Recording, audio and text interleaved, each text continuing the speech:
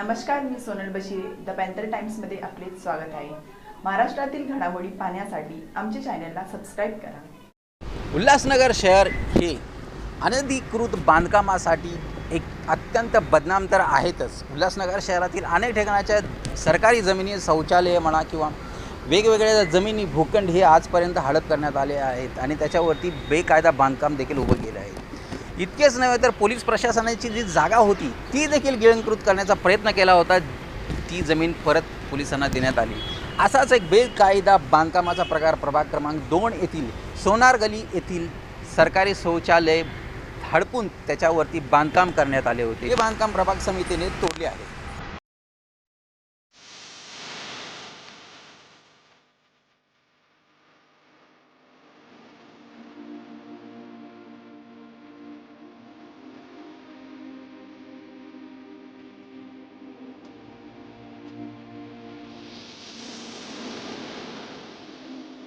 सदर जे बांधकाम होते टिल्लू आहुजा नावाच्या व्यक्तीचे, त्याने ते अवैध निर्माण केले होते म्हणून त्याच्यावरती MRTP अंतर्गत पालिका प्रशासनाने त्याच्यावर गुन्हा दाखल केलेला आहे. यामध्ये महत्त्वाची बाब ही आहे की सदर जी जागा होती ती तिथे फक्त महानगरपालिकेने एक बोर्ड लावलेला आहे, परंतु आत्तापर्यंत तिथे जो स्लॅब आहे तो जसा आहे तसंच आहे आणि तिथे जे सामान होते ते पण तिथेच आहे.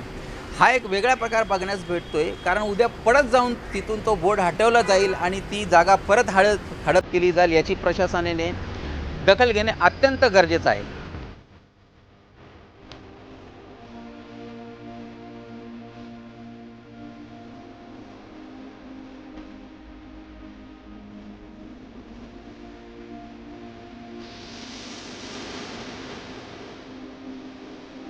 महत्त्वाची बाब म्हणजे टिल्लू आहुजा याने सदरची जमीन त्याची आहे हे कोणत्या पुराव्यानिशी दाखवले होते आणि त्याने असे कोणते पेपर बनवून घेतले होते ज्याचा तो दावा करत होता की ती जमीन त्याची आहे म्हणून. पालिका प्रशासनाने सदरची बाब एकदम गंभीरपणे दखल घेऊन सदर जे गुन्हा घडलेले आहे त्याबद्दल पूर्णपणे कारवाई करावी आणि कशाप्रकारे त्याने कोणाच्या माध्यमातून पेपर बनवून घेतले हे देखील त्यांच्यावर गुन्हा दाखल करणे अत्यंत गरजेचं आहे.